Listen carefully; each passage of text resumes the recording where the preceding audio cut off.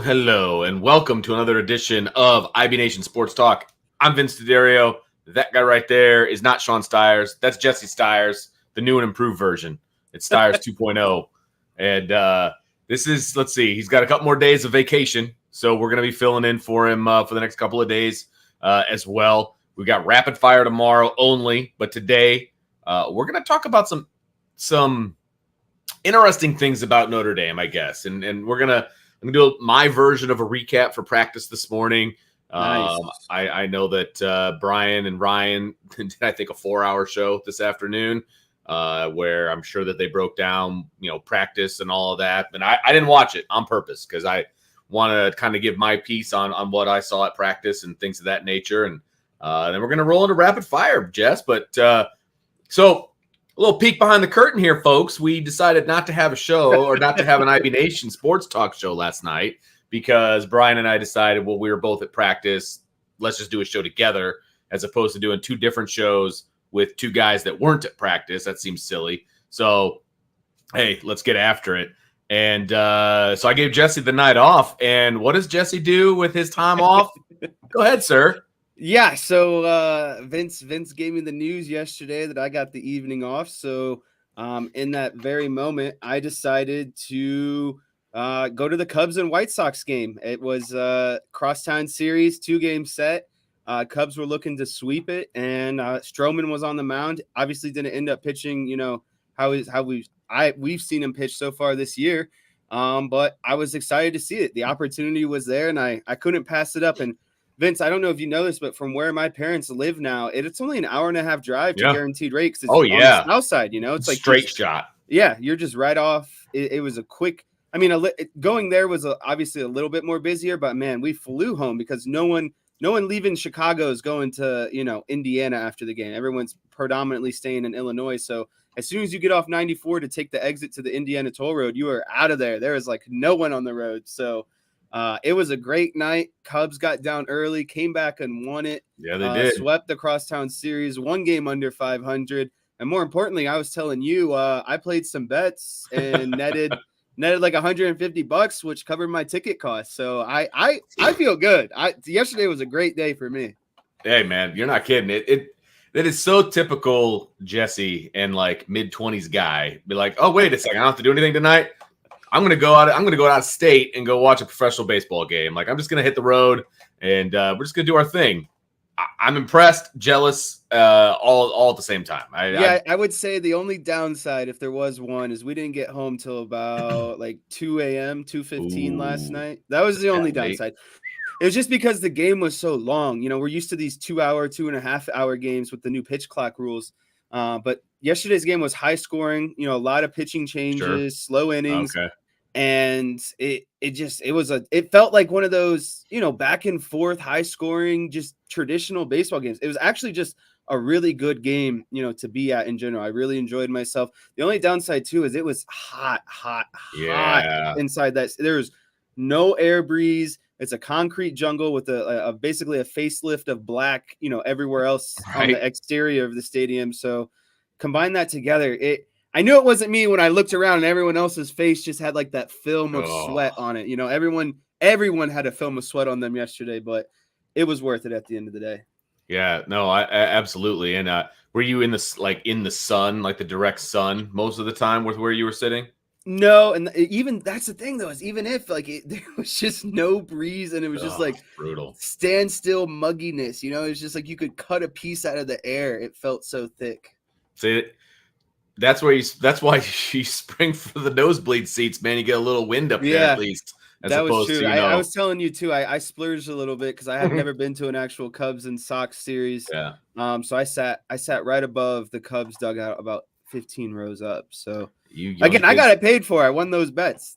See, you young kids and your disposable income, you can do that. You can splurge on the tickets. There's nothing Splurge wrong with on the that. tickets. Don't have to worry about kids. I could just come and go as I Exactly. please. Keep it strong, man, as long as you can. As long as you can. That's my advice to you. How Vince is old like, are this you sounds these like a days? daydream to me. How old are you these days? 27. 27. Yeah, I had a son at that point. So like you're living the dream as far as I'm concerned. So yeah, Dylan was already around at that point. So yeah. So anyway, let's jump into it. What's that? I said not to get too far off topic. Well, yeah, you know what? That's what this show's all about, man. We get off topic, and that's Sports okay. talk. And if you don't like it, there's the door. Don't let it hit you on the way out. It's okay. I'm all right with That's that. what makes us different. That's right, man. This is IB Nation sports talk, not Notre Dame talk necessarily. So, it is what it is. But anyway, Salty says I splurge on the nosebleed seats. You're not wrong, because if I'm buying tickets at all, they're going to be For the up. whole family. I mean, that's 7 people, dog. That's a lot. It's a lot of tickets, man. We're not sitting behind the dugout. I can promise you that, unless I can find some comp tickets. Now, if that's the case, we're going all out. All right. So here we go. Practice today. It seems like a long time ago at this point. It was 9:30 in the morning. We only got to see the first 5 periods. So what do you see during the first 5 periods of any football practice, Jess? Individual position, warming up, going through different drills, getting loose. Drills that are, not supposed to. You see a lot of the first ones are just like more so, getting the body loose, etc. And then you still get into more individual, things that are focused on that position. Like I remember at linebacker, we'd have, an individual period of just reading bags, seeing pulling guards, that kind of stuff. It's just again, you start with getting the body loose that are, drills that that would get a linebacker loose. And then you get into, again, more just specific run reads, maybe some pass reads, whatever it is, but it's all position groups, right? Linebackers, running backs, wide receivers, they're all doing the same thing. Yep. So obviously they started out with stretch. That's always super riveting. And then they broke off, and linemen and quarterbacks went to the other field. Everybody else stuck around, and they did like special teams individual work. So, practicing running down on coverages and, all of these different things. So, I'm sorry, I'm getting distracted by the chat. I need to get out of the chat, but I'll star that one. We'll answer that one later. But anyway, so not too terribly exciting. They mix up the offense and the defense, and they're all kind of doing different things, and they do stations and they rotate around, and then all these different things. So, that's a couple of periods. Well, while that's going on, I was kind of focusing on, the offensive linemen and what they were doing. They were doing a lot of shoot work, which is something new. Harry Heastan was not a big shoot guy. Believe it or not, the shoot just kind of grew some cobwebs over there on the practice field. They always had a really nice shoot, never really used it.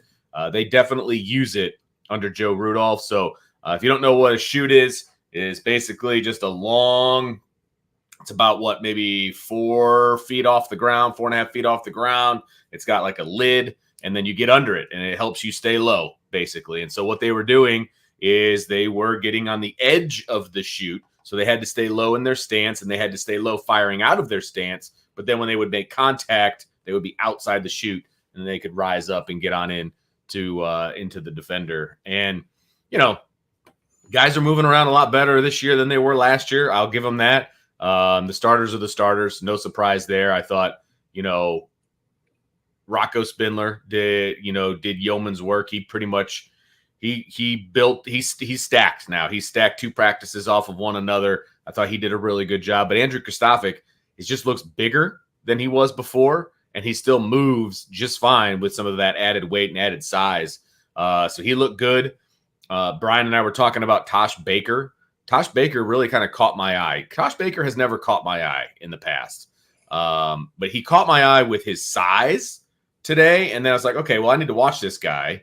And I kind of had to look. I was like, oh, yeah, 79 is Tosh Baker. Okay. So watching him, and his feet have gotten a lot better. He was very stiff. He used to be very stiff in the past.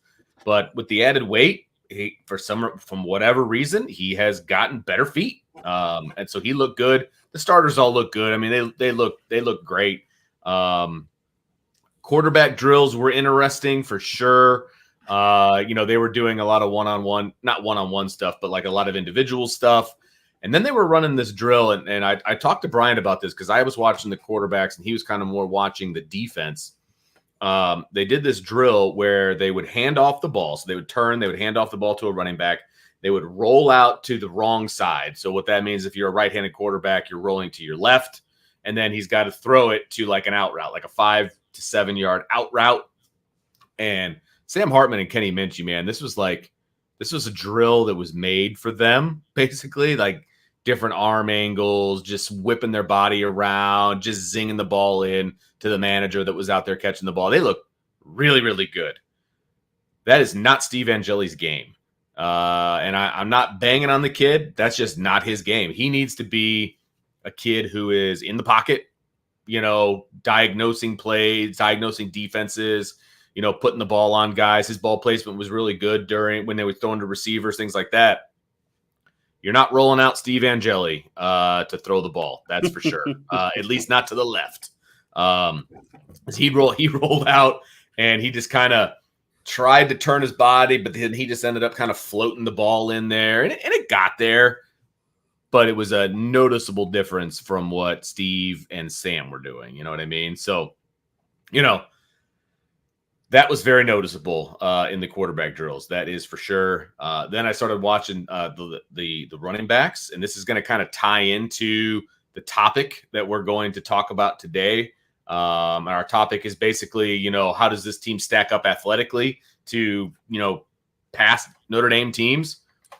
I'll tell you what, these running backs, even though we only got to see like the first 5 periods, these guys look like they're shot out of a cannon almost every time that they touch the ball or any time that they're coming downhill or whatever. I mean, these kids are different. How did Estime look with some of that? He looked a little bit like he put on good muscle, Mm-hmm. Is he still light-footed? Do you still see the quickness to him? No, he and quick, obviously not to be mistaken for fast, but he's plenty fast. Don't get me wrong. But as Brian said yesterday, he's probably the slowest of the 5 guys. I mean, if you're just running a 40-yard dash, for example, right? But man, he's still Mr. Imposing figure. His feet are still light as air. He can still make those cuts. Like he's doing just fine. There's no doubt about that. He still looks the part. He is RB1. There's no mistake about it, right? I mean, he walked over and I was standing right next to the running backs because they do their thing over kind of by the stands where we're forced to stand most of the time. And I'm literally standing in the group of running backs. And if he walked up to me in high school, Jess, I'd be like, okay, there's my starting left tackle. Like that's how big he looks based on the kids we normally get around here. You know what I mean? Right. I mean, he's huge but still has the agility that he has always had. I mean, it's silly. It's silly. Guys that big should not move that well. Let's put it that way. And then one of the things that I noticed also from the running backs is they worked a couple of different periods actually on pass protection, on pass pro. Yeah, that was a big one that we worked when I was in school. We had an individual period dedicated strictly to basically running backs having to pick up a blitzing linebacker, and it was a fun drill because it allowed us to work on our moves, as a linebacker trying to get past them, and then obviously the running back is just trying to stonewall the linebacker as long as possible. So that's good to hear. And it's not the most fun drill to do as a running back, just to sit there and kind of, let a blitzing person run right at you. But it's an important concept, especially, with what offense that they're going to try to run. These running backs, it's something we've seen before. Guys will get playing time cut if they can't pass block. You got to be able to know where you're stepping up in pass protection, because you're basically the extra, lineman as a kind of a last string of a defense. You kind of throw yourself in front of the quarterback at all will, but you got to have to know, where the strength is being set, etc. So it's good to hear that they were working on that on day 2. You know what I mean? Like that's usually not something that they necessarily dive into, right away. And that was one of the first things that they were working on, because we were only there for the first 5 periods. And so we're talking like period 3 and 4, they were working on pass pro. You know what I mean? And Coach McCullough is an excellent coach. We know this, right? He was making these guys redo these drills. Like if they didn't do it right, they were asking to redo it. And then Devin Ford didn't like the way he did the drill. And so he was asking to get a couple of more extra reps in. They had like 30 seconds left in the period and they were done. And he was kind of giving them a break, or he was about to give them a break. And Devin Ford's like, no, I need to do this again. McCullough's like, all right, let's go. And so he gave him a couple extra reps.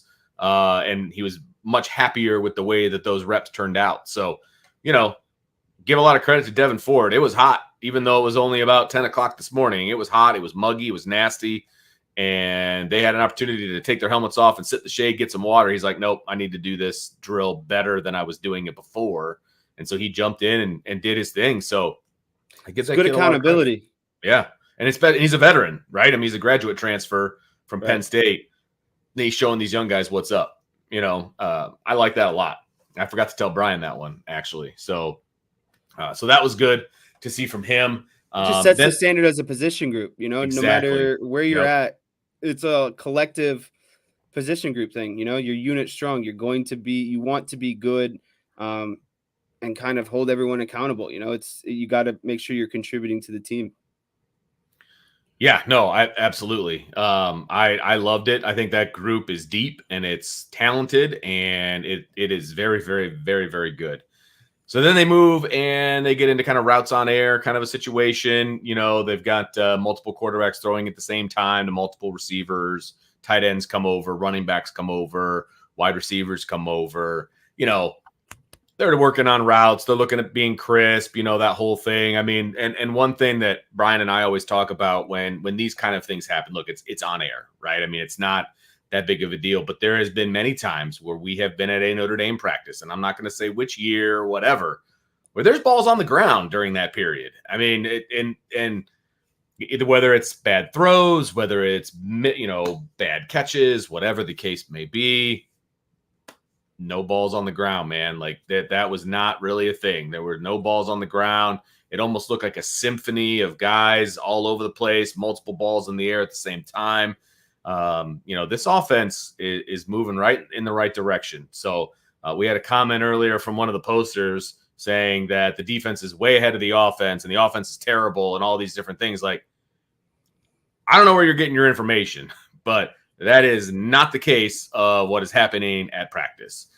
First of all, if you've ever been on a football team or coached a football team, the defense is always ahead of the offense when you first start off camp. Yeah, because I mean, it's always it's and especially in camp, Vince, because it's the base offense. The offense is running their base offense, and that's what they've been running against the defense since spring camp. It's just known what it is, right? Like the defense doesn't have to really worry anything because it's the same defense over and over and over. But when you get into a season, it's a new different defense, every week. So you study one defense for 1 week and you're moving on to the next defense after that. But when you're going against your team in spring and fall camp, it's the same base defense for about 4 months. There's not a lot of gimmicks, you know kind of what's coming out of what. There might be, some wrinkles here and there, but again, a lot of it is majority the same until you get into that first week and you start actually game planning for, the offense is game planning for Navy's defense, and Notre Dame starts game planning defensively for Navy's offense. Yeah. And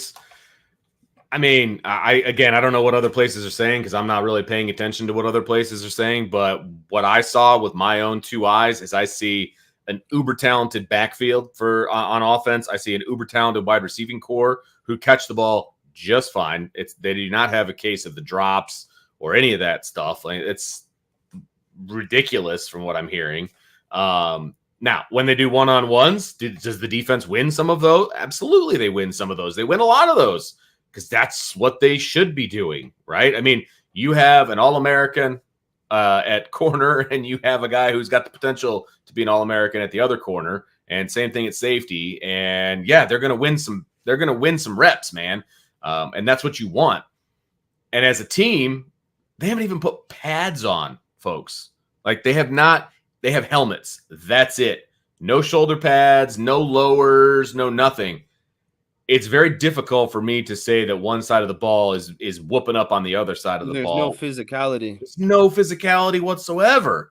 So basically it's 7-on-7 with big guys in front just kind of, doing one of these. Like it amazed, and I'm sure that other outlets are telling you that the offense is terrible and all this. They don't know what they're watching. I'm sorry, I disagree wholeheartedly with that comment. So Yeah. moving into the athleticism of the wide receivers, what did you see anything out of that position group in the some of the time that you were able to be at practice? Well, out of the wide receivers, Yeah. yeah. So Chris Tyree stacked another practice on what he did yesterday. I mean, his routes are much cleaner than they were in the spring. He's catching the ball really, really well. Tobias is a freak. I mean, So how are they using Tyree? Could you gauge that at all? Is it oh still a yeah, lot of intermediate stuff? more Where they allow him to work downfield at all? Like instead of sure. 5 yard in and outs, are they letting him go to 10 yard in and outs yet? Like what does that kind of look like so far? Well, so far, so we watched the entire practice yesterday, and they never had the ball beyond about the 15-yard line going in. I mean, that's just Okay. the way they did it. Right. And That's then how they did it last year. They started right. inside and then worked And their way then out. today they were on about the 10-yard line, just throwing routes on air. So we never really saw them go up against a defense or anything like that. And we never saw them going out with the full field in front of them. You know what I Okay. mean? And so Yep. a lot of the stuff was crossers and, things that allowed Chris Tyree to use his speed, Right. pick routes, things of that Mhm. nature, just to kind of get him loose and make sure that he gets a step on guys, that kind of stuff. But the difference was from last year to this year, where Tyree was an afterthought in the offense. They were clearly designing plays to get number 2 the football. Yeah. No doubt That's kind about of it. what we were talking about on Tuesday, I believe. He becomes an extension of the run game. It's just Yeah, he's lined up at wide receiver. You get the ball to him quickly, and you allow him to work out in space. And that it's good to see that there is a concerted effort to utilize a skill set that is obviously very, it's gonna be something that can be beneficial to them. right. Yeah, absolutely. Yeah, they're going to use Chris Tyree in this offense, and rightfully so. I mean, he's that good. I mean, you need to use him. You got to use his speed. His hands have gotten 100 times better. His route running has gotten better. And then you add, the consistency of Jaden Thomas, and you add the potential explosiveness of Merriweather, that kind of stuff. Your wide receiving core is not going to be a problem at all. And anybody that is feeding you that the wide receivers can't catch or whatever, I'm sorry, I don't see it. I don't see it. So I'm excited about what this offense can be, Jess. There's no doubt about it. I'm I think it's the most extremely excited exciting about it. thing to this season. It's to me, it's the thing. It's going to be either the limiting factor, what if they can't keep up, or it's going to be the thing that puts them over the top. And really, there's no in between. I hate to say that all the pressure is on the offense, but I'm willing to say that it's just for how things have been put together this year. Stacking up on Hartman, etc., doubling down on Hartman, knowing he's only here for a year. Right. It's to me, it's got to go well. But again, they're going to hit their ceiling because of the offense, or it's going to be, a Sure. limiting factor because of the offense. And you also have to remember, look, people can extrapolate whatever they want from whatever they've seen at practice. We've gotten a full practice in 5 periods. No hitting, no referees flagging for pass interference, no none of that, right? So what can we glean from this team at this point, right? And that kind of leads us into the topic that we wanted to talk about Notre Dame's athleticism. We can glean how athletic this team is. That you can see that. Now, does that translate into being a very good football team? That remains to be seen. That's kind of Marcus Freeman's calling right there. That's the role to get all the athleticism here. And that's what he's been doing better than I think anyone the last 15, 20 years. And then what do you do with it? Do you mold it into something that can win you the national championship, take you to your goals, or do you squander it? And I think that's what's going to be the time telling part with Marcus Freeman. But I have all the confidence in him that he's going to be able to do what he's got, what he needs to do. Oh, there's no doubt. So, I mean, let's go through this team and let's talk about the athleticism on this team, what we've seen and heard and seen from the recruiting classes and all of those different things. I mean, number one, let's talk offense. So what's the normal knock that Notre Dame gets from the national media, Jesse? I would say offensively, they're just not fast enough. They're just slow, right? They're slow. They don't They're have a tick SEC behind. speed, all that, right? I can tell you right now that this team is not slow. This team is not slow. This team is explosive. Um, from what I've seen on this team, I'm not comparing them to, the Alabamas of old or anything like that, because I don't have an opportunity to watch Alabama, or any of those teams practice. But this team is explosive. This team is fast. And they've got athletes who can move to the football or can carry the football or whatever. People are going to be surprised at how athletic this team is, Jesse. I'm telling you. And I think that is something to be overly excited about, because I do think that in recent years, that's kind of been the shortcoming or the knock, is you can kind of tell there is, if you want to call it 1A, 1B in terms of tiers, or, 1 and 2 in terms of tiers, but it always just feels like Notre Dame's a tick behind, like especially those Clemson playoff games and those Alabama playoff games. It's like you get there and it's like, okay, that's all fine and dandy. But again, they just look a tick slower than everyone else. And so Yeah. I think that's the thing that's been, they need that in order to keep up kind of with where everyone else has established themselves. And, you talked about Estime, Payne, Jadarian Price, Jordan Love, Devin Ford being, really good running back room. And obviously you can see the athleticism there, and, with Tobias and Jaden Thomas, and then the freshman Greathouse and Flores, you know that the explosiveness is there. And I think another thing that is really, to me, is a shining point of their athleticism is look at both of their tackles. Like Joe Alt and Blake Fisher, those are big men, but those are guys who move well, Yep. for their size. There's a reason why Joe Alt is probably going to be a top 5 draft pick, and there's a reason why Blake Fisher, if he could get into his ceiling, would also be a first-round draft pick, right? Like he's got the frame and athleticism to be an NFL tackle. It's just he hasn't really shown it 100% yet, but he has, again, the athleticism of a really good tackle. And then, Spindler getting into shape, and then Billy Strouth being another younger guy that has, light feet and stuff. It's like there's really no weakness on this offense in terms of just athleticism compared to everyone else, in my opinion. Yeah, no, there's no doubt. And offensively, it's obvious who can run, who can move, Holden Stays is about as athletic of a tight end as Notre Dame has seen in a while. I mean, he's Tommy Tremble-ish, that kind of a thing, kind of just a big-bodied wide receiver.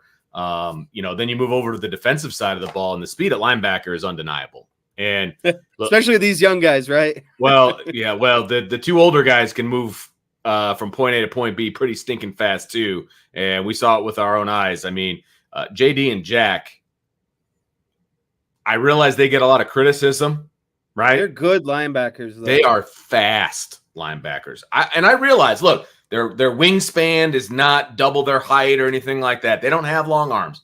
I get it. And that's the athletic part that everybody always talks about. But they can move. They can pick them up and put them down. I'm telling you right now, there is no doubt about that. Yeah, and I just, especially Bertrand, the guy was very consistent last year and seemed to catch a lot of flack. And it felt like the linebackers as a whole kind of caught a lot of flack for really one person's kind of not great play. But I've always been a fan of Bertrand and Kaiser, and we're fortunate to have them back, actually, I think, this season, because they're veterans who were part of, Al Golin's defense last year, and then getting that second year again in the defense is just something that's going to help them tremendously. Yeah, I mean, I like Ryan's in the chat here. It's inconceivable that those two linebackers are fast. I know you're not wrong. I'm obviously, they slip me a 20 every time I see them, just to make sure I say good things about them publicly, just to make sure. But no, look, and I'm not just talking about those two guys. Jaden Ausberry is one of the most athletic guys in space that I've seen in a long time. And I know he's a young guy, but he's going to get. Do you remind you of JOK? Because JOK is the guy that I felt like made every play in space as a linebacker. I feel like he's ahead of him, though, because look, JOK wasn't who he was as a true freshman. Right. You know what I mean? It took him a little bit.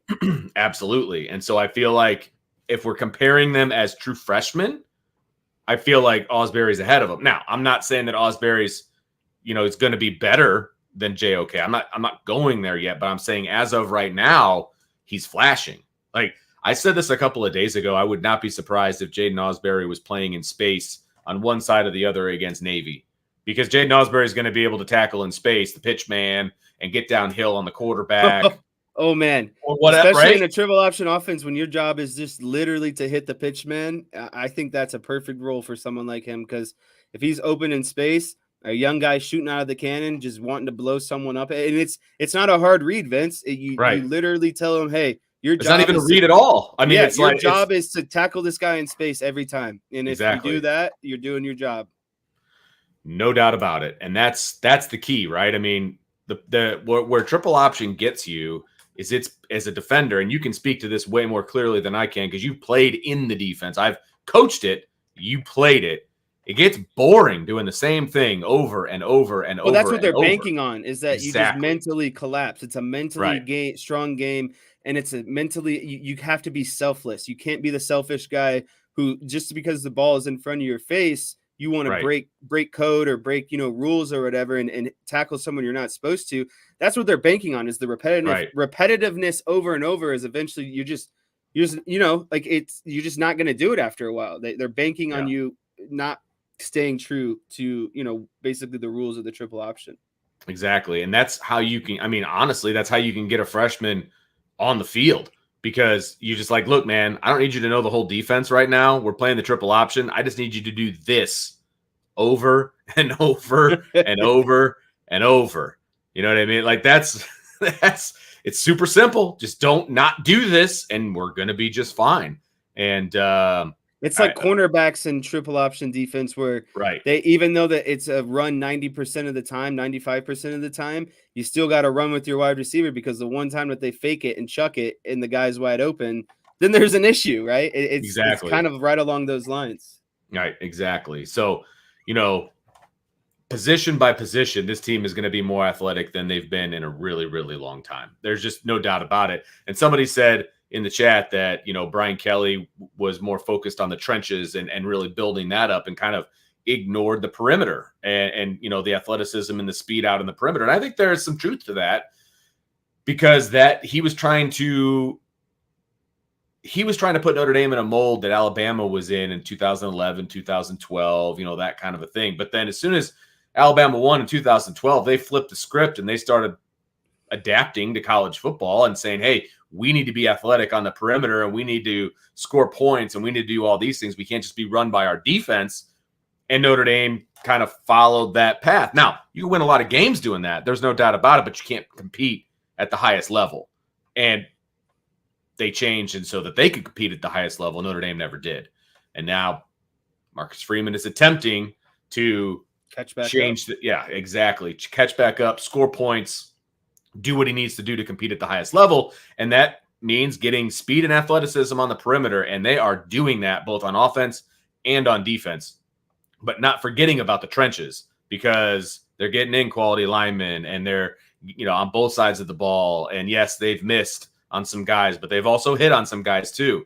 But the speed and athleticism at linebacker, nobody can doubt that, right? The speed and athleticism at corner, nobody can doubt that. The speed and athleticism at wide receiver and running back, nobody can doubt that. You know what I mean? So things are going well for this team. And I think this team is going to surprise a lot of people, probably more nationally than the people that are like in the chat now and the people that follow Notre Dame on a regular basis. Although there are some that I'm aware of that are pretty pessimistic when it comes to Notre Dame and being on the national stage and all of those different things, right? But I will say that this team is going to surprise some people. That's for sure. So keeping on the defensive side of the ball, did you notice, or were you or Brian able to notice anything from the Viper position?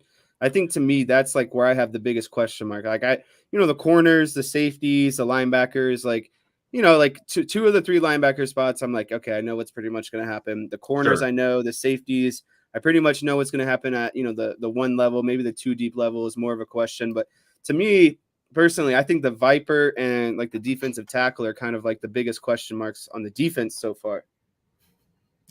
Here we go, right here. Matt, with the comment, it says starting linebackers are not that good. They're slow and don't have length.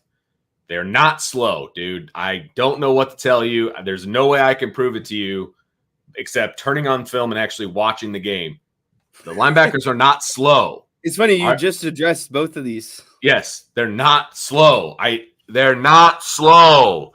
They're not long. I will admit that their arms are not super long. But Vince, it doesn't really matter as long as a linebacker's job isn't to sit and pick off interceptions all day. Their job is to be a run stuffer first of all, on blitz packages, making sure that they're working with the defensive line well.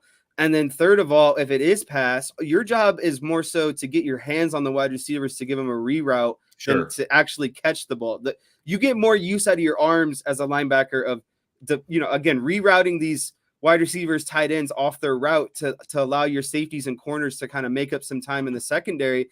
And so I don't care if a linebacker has long arms, because his job, his list of tasks to do, catching interceptions is at the very bottom. There's tons of things ahead of that are far more important. And if we want to talk about arm length again, as long as you're getting your hands on these wide receivers and tight ends and rerouting them, it really doesn't matter. Yeah, absolutely. These guys, they come downhill fast, man. I'm telling you right now. And having length is a great bonus. Don't get me wrong. Like, I'm not going to not recruit a guy because he's got long arms. You know what I mean? That's an absolute added bonus. And it's something that obviously Marcus Freeman is recruiting towards. No doubt about it.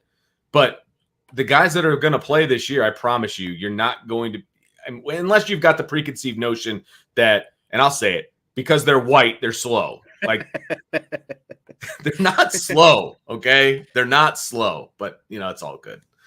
It's all good. I got to take a breath. So back to my Viper question. Did you notice anything? Did anything stand out? No, because they haven't done anything defensively. And that's the problem. All they did was some recognition, some formation recognition, that kind of stuff. So they haven't really done a whole lot. So like Botelho was starting yesterday, followed by Tui Alamaka, and then Josh Burnham. So like those three guys were kind of rotating through. What we thought it was going to be. Yeah, those are the three guys that have pretty much been there.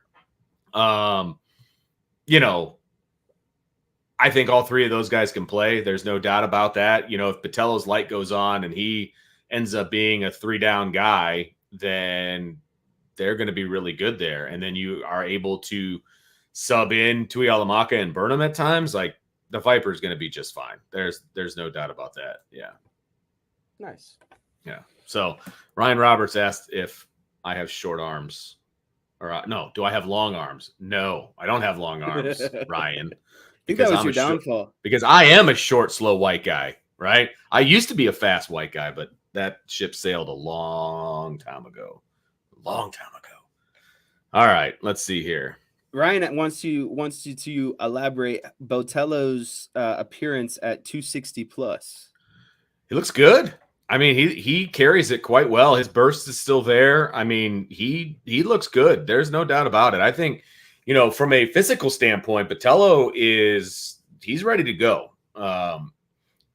I'm just worried about right here. I'm worried about between the ears with Jordan. And if he's good here and he's good off the field, then he's going to be good on the field. Like, physically, he's ready to go. There's no doubt about it. So, man, everybody's just coming at me with my physical attributes. Well, I saw another one that was like, longer arms helps linebackers make tackles easier. And it's again, like, I mean, those 4 extra inches that people might be complaining about, that's not going to, like, I could see maybe a missed tackle like here or there, okay, because your arm isn't quite long enough. But like, again, most of the plays linebackers make, they're engaging with their hips and chest plate before anything else. So like, they're there, like those 4 inches aren't going to keep you from wrapping a guy up. Whatever it might be. I'm just surprised by how serious people are taking this. There's a guy who played in the NFL with like, he was missing part of his arm. Do you think that like held him back? He was playing corner and could still tackle people. I get it's not linebacker, but like that wasn't a knock on him. And he, was missing part of his arm. I don't know. It's just I've never seen so many people be so concerned about like maybe an extra 3 inches in arm length. I just need to take a breath on what I'm reading over here. No, I'm just kidding. It doesn't matter. You guys can say whatever you want about me. So anyway, that's our discussion on the athleticism of this team. What we've seen so far. Yeah, from what we've seen so far. And I'm actually very excited about what it's going to look like once they put pads on. And I believe that's around practice number 5. And so let's see, we're going tomorrow again. And so that'll be practice number 3. I believe they have one over the weekend, which would be 4. So I'm hoping Monday when we go that they're actually going to have pads on. And we get to actually see a little something. That would be awesome. Like, I would be fired up to see these guys in pads. Get a little pop in the chest plates. Yeah. And then we have a full practice again on August. Well, I don't know if we're allowed to say. We're going to have a full practice in a little over a week. And that'll be obviously full pads. They usually scrimmage, like they bring in the refs, and they usually do a little the first scrimmaging. Saturday or Sunday practice of the year. Well, that's used to be how it was, but that's not how they're doing it now. So this is actually once school starts for Notre Dame, they're going at night, which is interesting. That's for a guy that makes it actually more fun. That's for a player thing, because when you introduce competition and intensity, things are just a little bit more fired up in the evening time, Vince. I don't know what it is, but as soon as they're going late too, they're going because it gets late here now. Like the sun doesn't go down until like 9 o'clock, so I bet they're going to start practice at like 8 or so. No, 9:30. Ooh, really under the lights. I wonder if they can have recruits out there too for that. That would be possible, but like for a guy who has like 13 different jobs, like 9:30 works. Like I can actually make those. Because it's, after Notre Dame school starts, you know what I mean? That's when they kind of go to the night practices and stuff. I don't think I'm giving away too much on that, but that's going to be very interesting to see some of these night practices. But definitely looking forward to it, because if it happens to be hot, it'll be a lot cooler by then. I was going to say that's actually I really like that concept, because I think that works again towards player preference, and it introduces just more game-like environment. I can guarantee you intensity will be up. And I think that's what they're trying to do, is you're trying to get these players for 2 to 3 hours when you can enhance intensity as much as possible. Absolutely. And I think that it'll be because their day will be done. You know what I mean? And then all they have to do is focus on practice and then going to bed. You know what I mean? Except for maybe some homework, that kind of a thing. So can't go out and do anything stupid when practice is ending at like curfew. Well, I mean, you can, but it'll be after my curfew. That's for darn sure. Like, I'll be going home and going straight to bed. I can promise you, we're not going to be having any shows directly after those practices. Hey, don't make that promise. Okay, I'm not going to be having any shows. There you go. Because I got to get up the next morning. I remember the Clemson game last year. All right, buddy, we worked through a time change. Man, you're not kidding. That was like a free hour for everyone. For all of you out there, you got a free hour off of us, because you did. We just kept going. Oh man, we don't know what our plan is yet for the post game show, but I'm hoping Jesse Stiers is involved, because that was a fun night. All right. Make sure you hit that like button, hit that subscribe button, hit that notification bell, throw us a 5-star review, all that fun stuff. We're gonna stick around. We still have rapid fire to do, and so we got a bunch of different topics to hit. So make sure you stick around for rapid fire. But for now, for Jesse, I'm Vince. This is the Irish Breakdown Podcast. All right, Jesse, are you ready for some rapid fire? I've been born ready for some rapid fire. You sent me the list earlier today, and I got kind of hype. I had to take a 5-minute, work break and just kind of control my excitement. I love it. I love that. Okay. We're all over the map on this rapid fire. I mean, we're all over the place. So I'm just going to shoot them at you, and we're going to see where this goes. All right. And for all the people that love baseball, that's why I'm leading off with a baseball question, because people get upset when we talk about baseball, and I'm here for it. I love it. So we're in the middle of the summer, a week away from the trade deadline. How can you not? This is July, people. We're going to talk about baseball. This is baseball gets you to football season. 100%. And I'm sorry, but there is nothing better than when we're in the press box for a game for Notre Dame football, right? And the playoffs are going on for baseball, and your team is in it. Like, that is the best feeling ever. Hasn't happened very much for me as a Cubs fan, but when it does, there is no better feeling. I'm telling you, it is awesome. That's why It fall is. is the best time of the year. I'm telling you. I'm telling you. All right. Question number 1, Jesse. The Cubs swept the White Sox. You were there to see it. Didn't even know that when I wrote this question. Now Two-game they head to sweep. St. Louis for a 4-game series with the Cardinals. The Cubs have to win blank games in order to be buyers at the deadline, which is Tuesday. Yeah, so this, they start against the Cardinals today, 4-game set, so that puts them, until the 31st, and the deadline is on Tuesday the 1st. So this is a big 4-game set. A week ago, if Yeah, you it asked is. me this question, I think everyone probably would have told you the Cubs are selling, but they beat 3 of 4 with St. Louis. They beat, 2 with the White Sox. So they're on a 5-game winning streak right now, really when it matters the most. So I think in order to be definite, not sellers at the deadline, they need to win at least 3 of these games. I don't think a split Okay. is worth it. I Yeah. think honestly a sweep would make me feel like really, really good. But I think if you could take 3 of 4, that would put you at 1 game over 500 on Monday, and that series on Monday is starting a 4-game set with the Reds, who is We're in basically in first first place. place right now, Yeah. right? So it's like you come out of that St. Louis series 3 out of 4, you're 1 game over 500.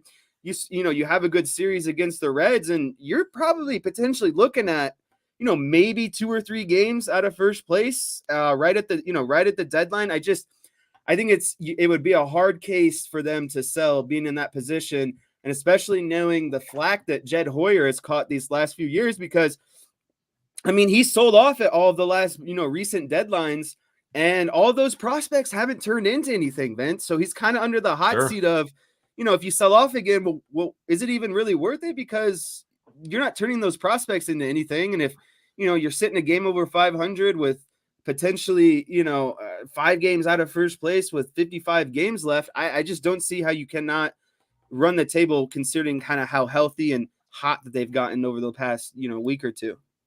So right now, the Cubs are 4.5 games out of the wild card, and they're 6 games out of the Central. Okay. And Cincinnati's 1.5 games back. Milwaukee is actually in the lead in the Central. They got 1.5 games on Cincinnati, and then 6 games on the Cubs. And then the Cardinals are at 11, and Pittsburgh's at 11.5 back. Okay. So not only are you in the wild card race, 4.5 games. I mean, you can make that up in a week, potentially a week and a With half. 60 games left. We still have Exactly. 60 games left. You're in contention for the Central right now. You're in contention for the wild card right now.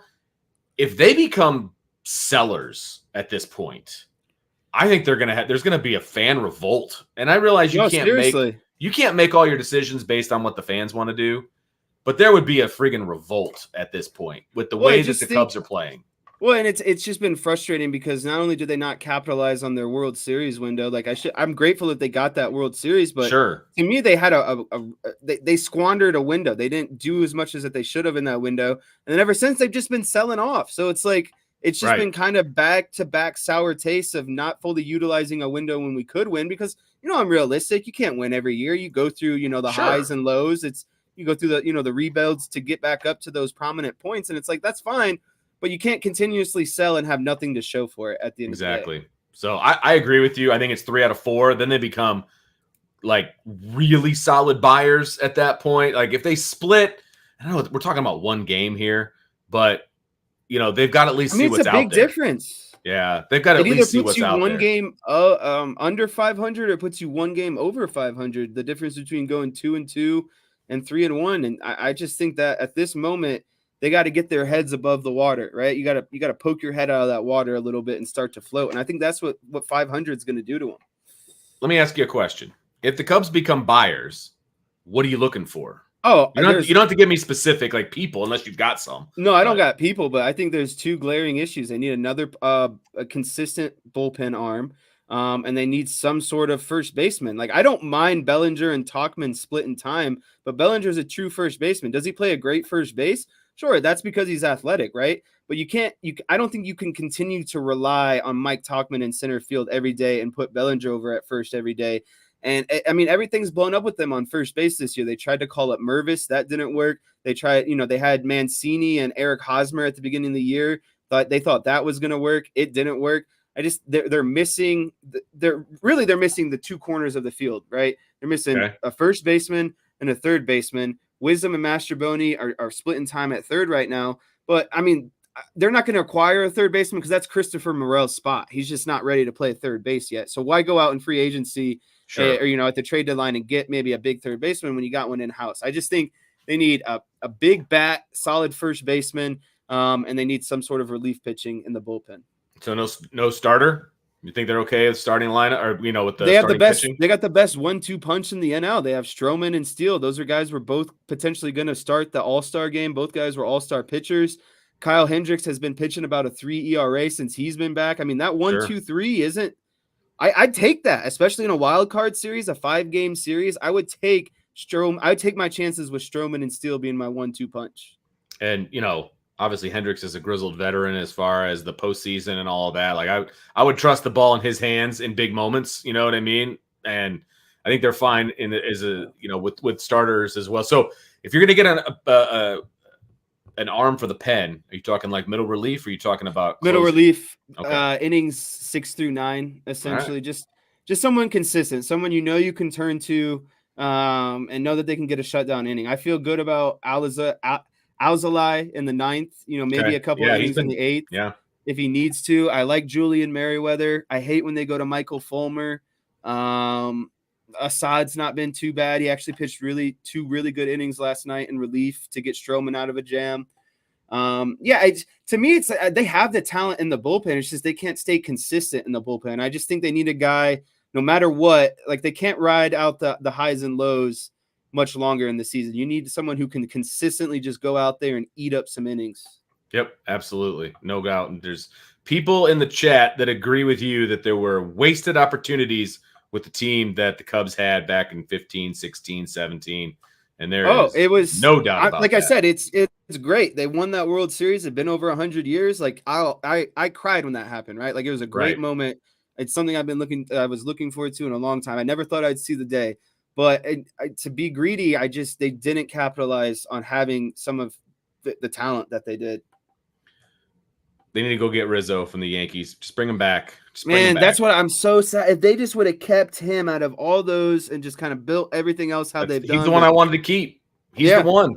And I mean, and not to get super long-winded on this topic, but they have the best middle infield too. Nico Horner and Dansby Swanson are the best NL up the middle right now.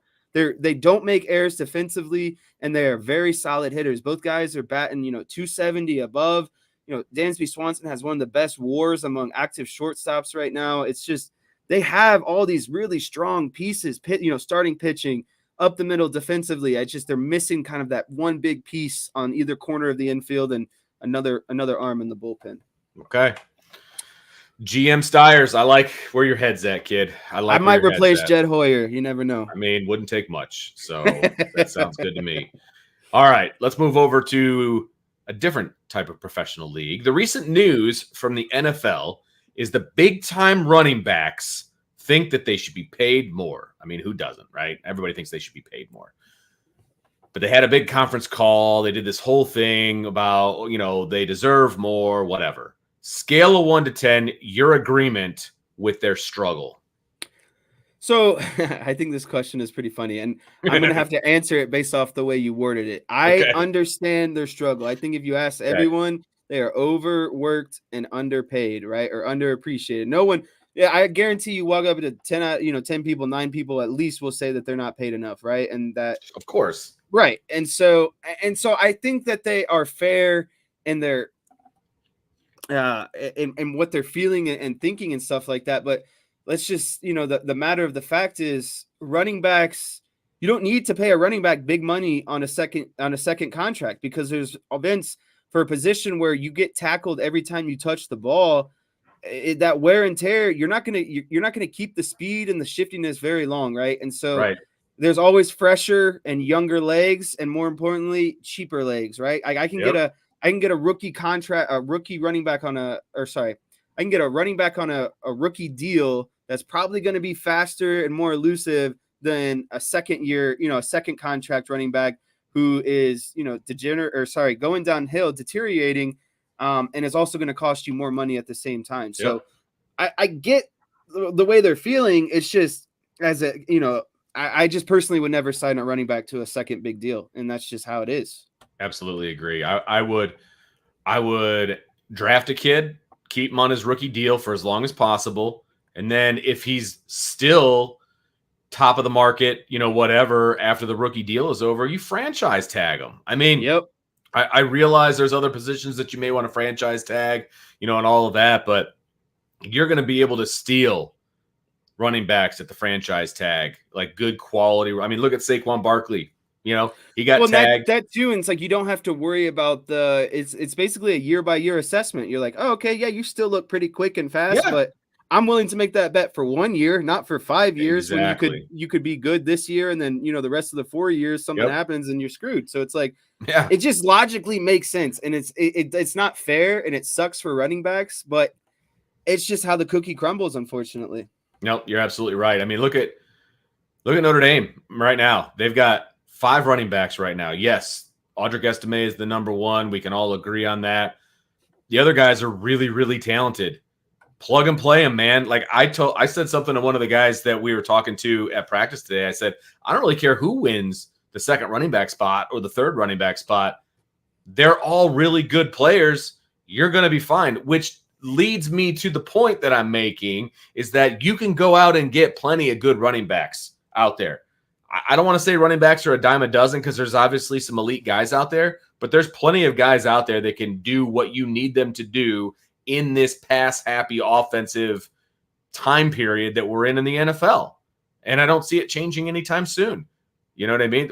I was listening to the radio today, and a caller called in. He's like, I can pinpoint exactly where running backs became insignificant.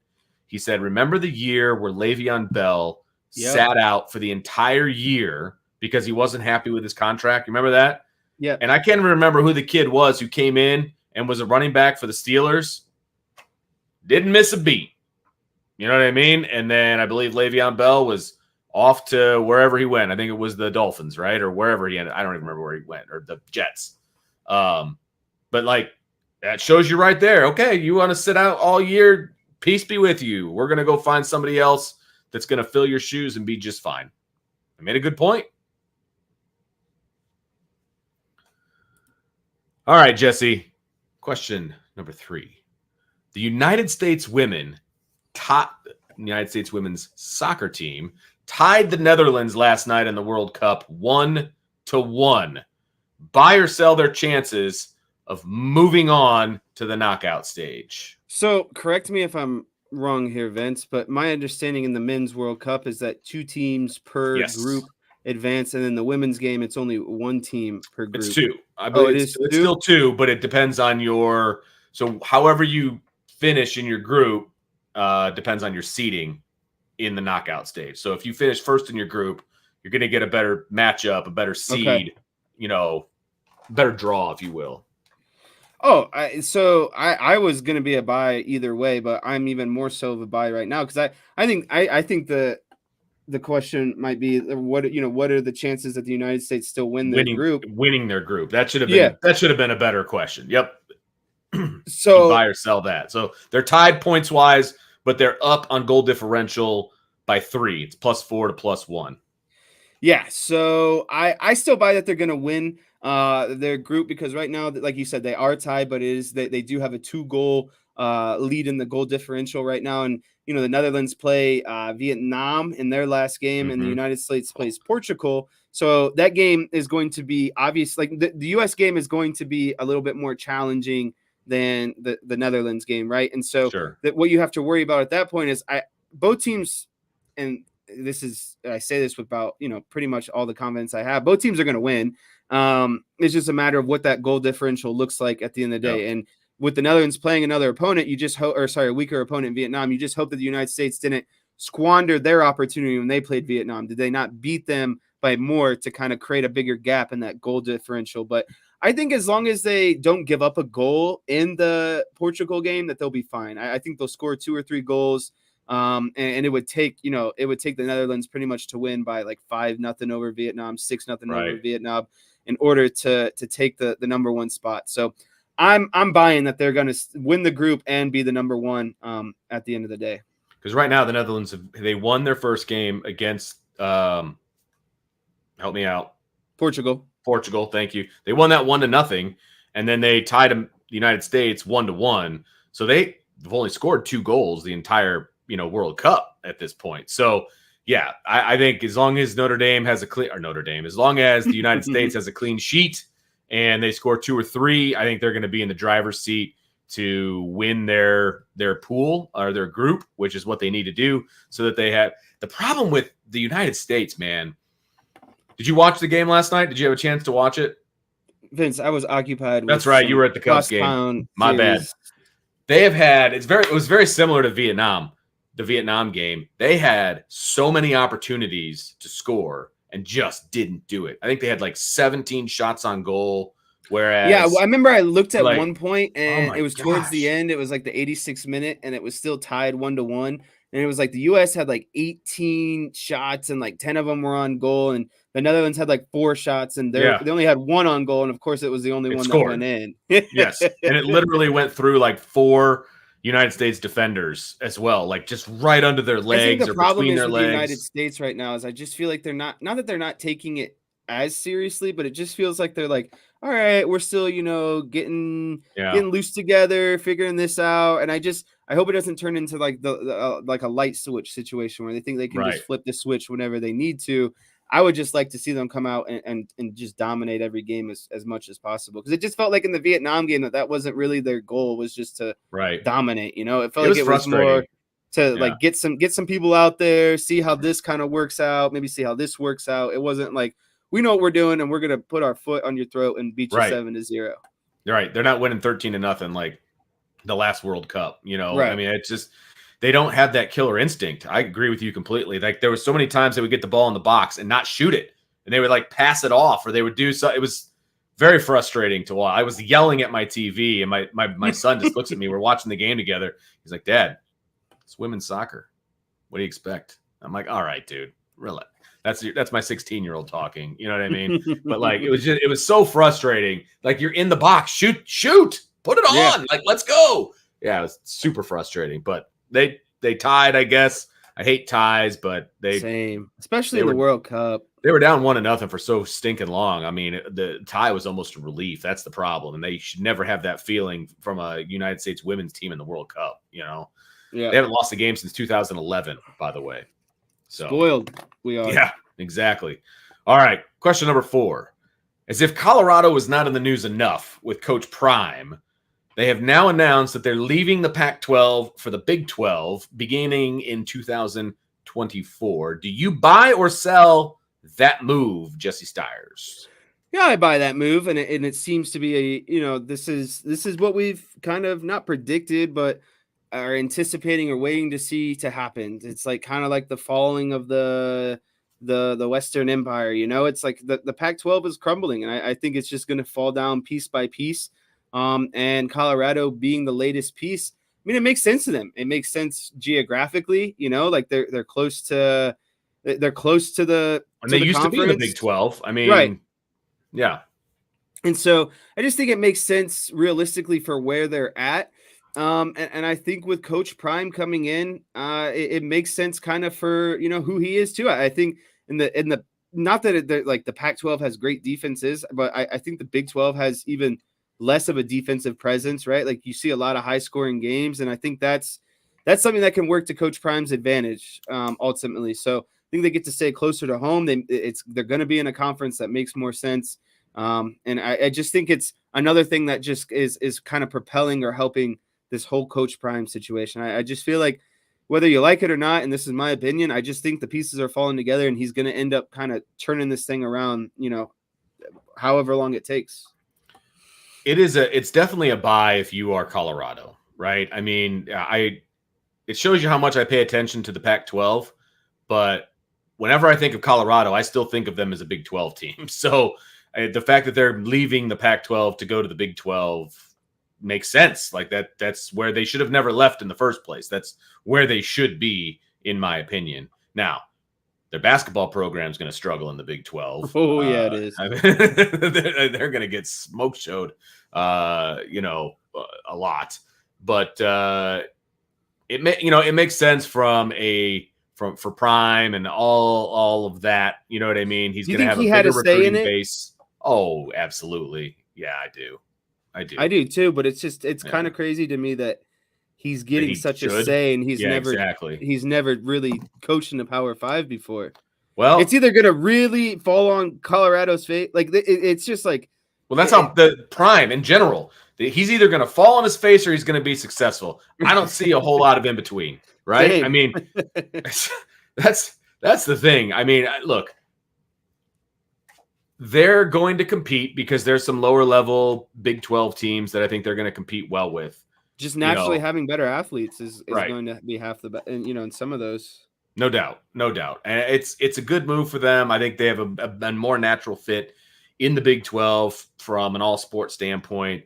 It's going to be rough in basketball, like I said. It's going to be rough in football for the first couple of years as well. And I'm curious to see how long Prime can hold out losing. How many years can he go with a losing record and not be like, you know what? This is for the Because birds, he's and I'm out. he's just always been a winner, right? Like Right, absolutely. And so it's how going to does take he handle? it's going to take a lot longer to be a winner at Colorado than it was at Jackson State. I mean, Yeah, that's what kind of patience do you have? right, exactly. So it's going to be very interesting because Beezer wants to know what if Dion gets smoked in the Big 12. He's going to get smoked in the Big 12 to start off with. I don't see how he gets the whole program turned around in a year, which would be the year that they're in the Pac-12 and then now they're in the Big 12. They're not going to be competing for the Big 12 title. At least I don't think they will be. You know, there's plenty more established teams that are better than Colorado. So how long can Prime handle losing? That's the question on the table for me. But it's a buy for the move for the school. I think the Big 12 is a more natural fit for those guys anyway. All right. Last question. Sean Payton, the new head coach of the Broncos, obviously formerly from the Saints, was quoted recently saying this about the previous Broncos coaching staff. Quote, it might have been the worst coaching jobs in the history of the NFL. That's how bad it was. Unquote. Scale of 1 to 10, how savage was that comment? That's a 10 out of 10 savage, Vince. And I'm under the impression that whenever stuff is said like this, there's really no reason to say it, right? I just feel like there's no reason to take these shots. Like, it's okay to you personally can know that and think that, but what advantage do you get by vocalizing that and just putting a lot of people out there for really no reason, right? Like this guy had never been a head coach before. Did the it's more of a Broncos GM situation to me. Like it's not the coach's fault. Like if he was, he was hired to and put in that situation and they built everything around him. I say it says more about, who Sean Payton's bosses are really at the end of the day. And yeah, it's just completely unnecessary. And I mean, it makes sense because look how good that Broncos defense was last year. And just look at how bad Russell Wilson was.